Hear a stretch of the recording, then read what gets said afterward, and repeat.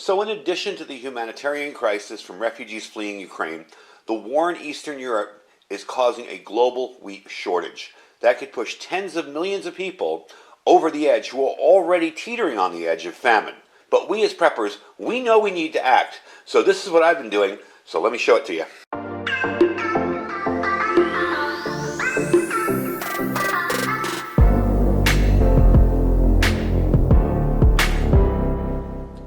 So there is a saying, hunger always follows conflict. Russia and Ukraine are responsible for about 1/3 of the world's wheat exports. Now, the expected wheat shortages could seriously impact the world's food supply. That's why I've been stocking up on things like grains, pasta, yeast, flour, baking powder, and all that kind of stuff. So today, we're going to get right into this. I'm going to show you how I plan on storing this stuff for long-term storage. Now, you'll notice I have some different types of wheat over there, and I'm going to be bagging that separately in different things. I want to try the self-rising stuff, so I'm probably going to use that first in my pantry in my kitchen. The rest of the stuff's going into long-term storage. And I have a lot more than this, but this is just some of the things that I picked up. And we're going to be sealing these with Mylar bags, using an iron, seal them up really good. And I'm going to show you some the oxygen absorbers that I picked up. These are really, really neat because they're in small packages. So each individual one, or each 5 or 6 of them, are in each individual package is what I should say. And that way you'll be able to open up the package, use them all, and not have to reseal the other ones and pray that you did it right and they don't go bad. I tend to seal things up in Mylar bags in smaller quantities. Like I'll buy 4 or 5 of these types of things here, 4 or 5 things of wheat or a flour or whatever, and then I'll seal it up.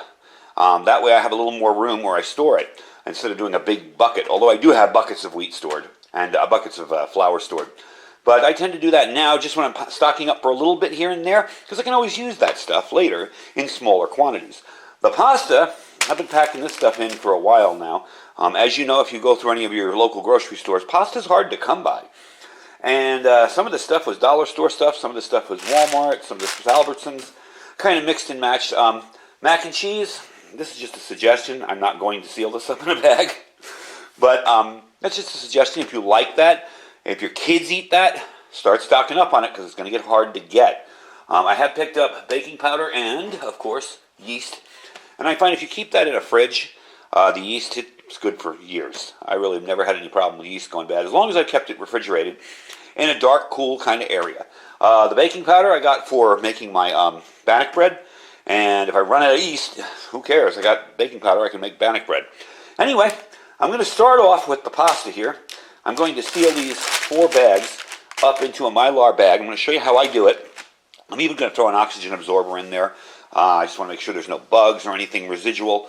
I stopped buying pasta years ago in cardboard, and now I only buy it in the plastic because I found the cardboard sometimes will allow bugs in, whereas plastic doesn't.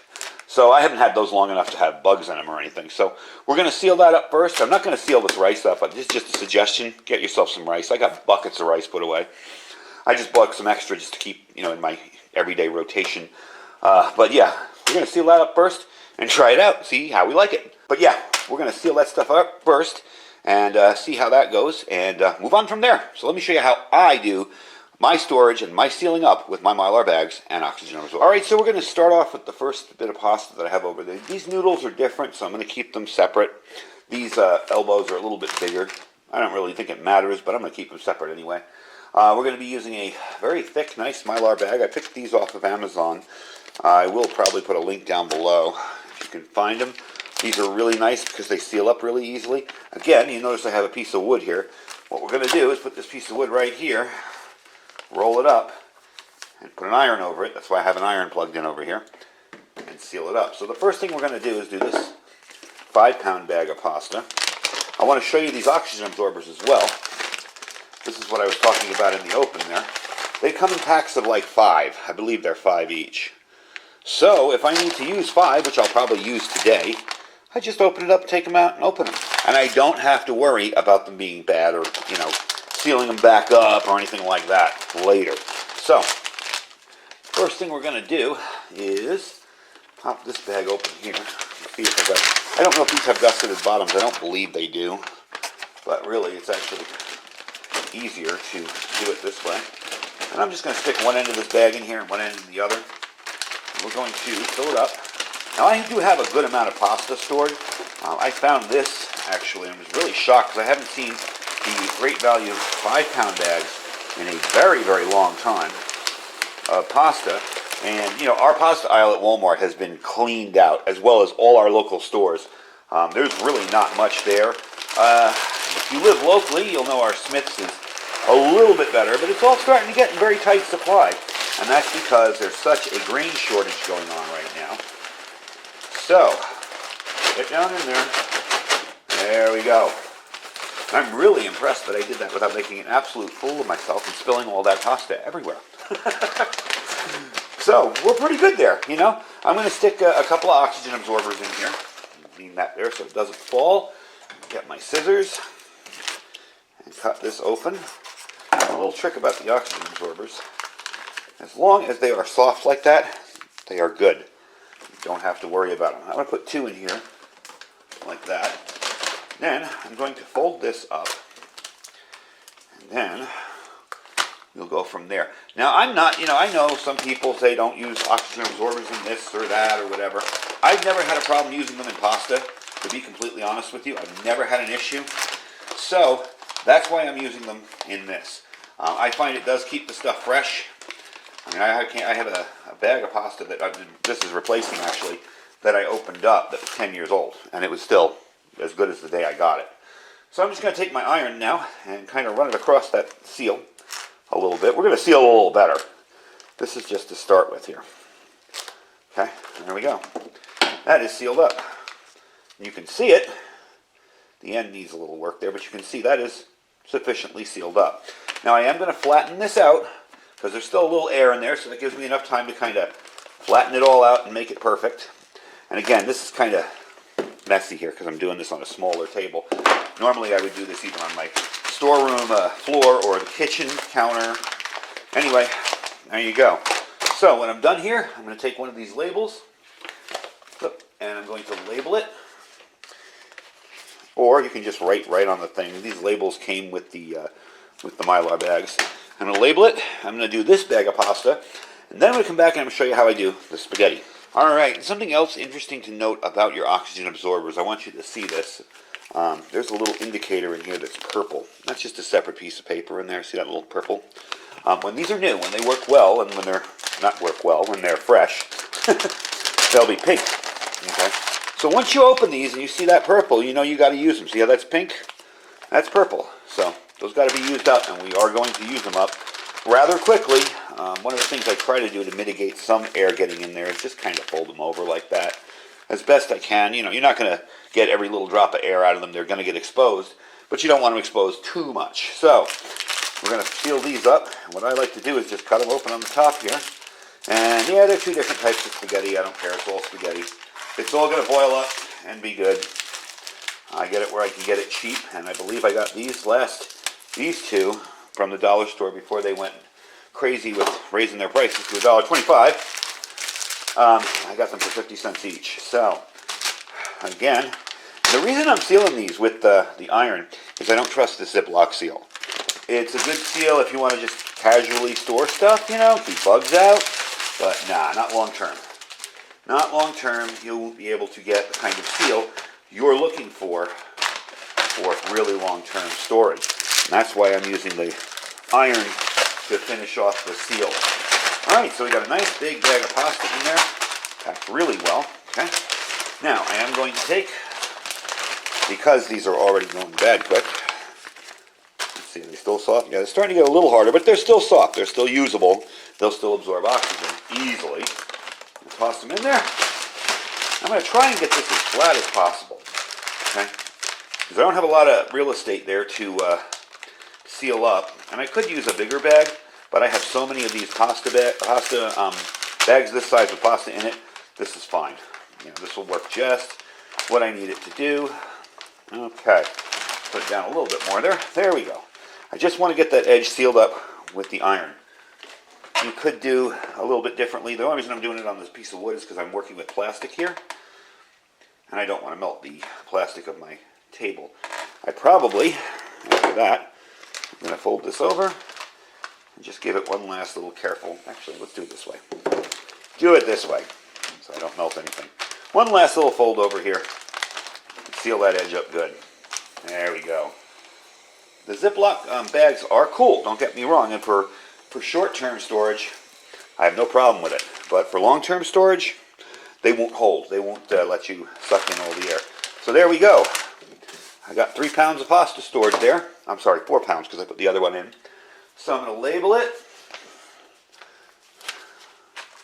and date it. And then we're going to move on to the final thing, which is the flour. Now remember, I have different types of flour, so I'm going to seal them in different containers. I'm probably going to use the larger Mylar bags. I'm going to see for the all-purpose regular flour, and the smaller ones for the self-rising. I want to try this though, however, so I'm really just sealing this up for the video to see how it works. I'm going to seal up one and I'm going to try one, and I already have one sealed up, so we're going to seal these up for the video, but I already have one sealed up. I want to see how well it stores long term, and we're going to try one. So let me label this, get all this stuff out of the way, and we'll get ready for the next chore. All right, real quickly, 2 things before I finish this all up, and then bring you back when we're all done. I am going to seal this on camera so you can see how I do it. I put 2 oxygen absorbers in there already. Let me just open it up. Now you understand, I just moved this, and it opened up. That's why storing it like this is not beneficial for long-term storage. I mean, I just picked it up and the top opened on me. These are not going to hold on for 10, 20 years. Whereas doing it this way will. Now, this is a messy job, so make sure you're doing this somewhere where you can clean up. You know, I can definitely vacuum and clean up out here. Lord knows I have a bunch of times with my cooking videos. You guys should see what the floor looks like after I finish a cooking video. Even as neat as I am and try to be, it's still a mess down there. All right. There we go. Now I still have some room to settle this. There we go. It gives me room to seal it. And there we are. So, we're going to seal this up, label it, move on to the last stuff, and I'm just going to do those off camera, finish up, and we'll give you some final words on it. But it's fairly simple to do, as you can see here. This is not difficult. You don't need a ton of fancy supplies. You don't need to go out and spend a fortune, even on a vacuum sealer. You can do it with your iron right there in your house without any kind of problem. So, there you go. I want to get that seal really, really good. Because see, with flour, sometimes the flour will get stuck on the way down against the walls, and that will prevent it from sealing up. So that's pretty darn well sealed. That's not going anywhere. That's good. And like I said, yeah, the Ziplocs are nice, but they're not going to hold the seal for as long as you need it to hold for. So, I'm going to label this, wipe up my mess, finish up my packing of the rest of the flour there, bring you back for some final words, and let you know where you can pick up a lot of this stuff here very easily. Alright, so there you go. I got the flour packed up over there, both the self-rising and regular flour. Now my other job for today is to go to the store and get myself a 5-gallon bucket, because I'm going to put those 2 flours in the 5-gallon bucket. The wheat flour I'm leaving out. Like I said, I'm going to test to see how well that holds up. The spaghetti will be going into long-term storage in another bucket that I have that's nothing but spaghetti. It's spaghetti and pasta. So that's going to be going into one that's barely got anything in it. We're going to fill it up. And there you go. You packed up stuff that you bought over the counter, regular, not freeze-dried, you know, as easy as possible, you know. I will leave links down below where you can pick up Mylar bags and the oxygen absorbers that I got. I really like those oxygen absorbers. They're very, very handy. I hated wasting them. You know, you'd open a bag of 50, you'd maybe need 10, and the next thing you know, the next time you go to use them, they didn't work. So I'm glad I found that. Really happy. Those are really, really cool. I have seen some that are like on a strip, and they're 1 each. I wanted to find those, but I couldn't find them this time. But I will leave links to the ones that I bought below. Don't forget to check out our Amazon store down below as well. Those things are in my Amazon store, but you can I'm going to leave direct links to them so you can find them. We also have our freeze-dried wholesaler link down below. That link will save you 15% on that site.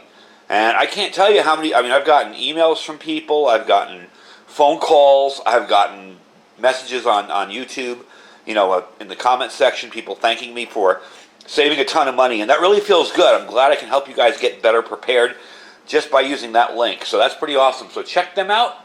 We have our My Patriot Supply link down below. We have a sale this month on a 4-week kit, $50 off. That's preparewithiridium.com, preparewithiridium.com. And below that, our Thrive Life freeze-dried food store. Folks, get yourself prepped up, get yourself ready. I think this summer we're going to see some shortages of certain things that maybe we didn't expect, and one of them being pasta and grains and flour and stuff like that. Get yourself ready and stay safe and stay prepared.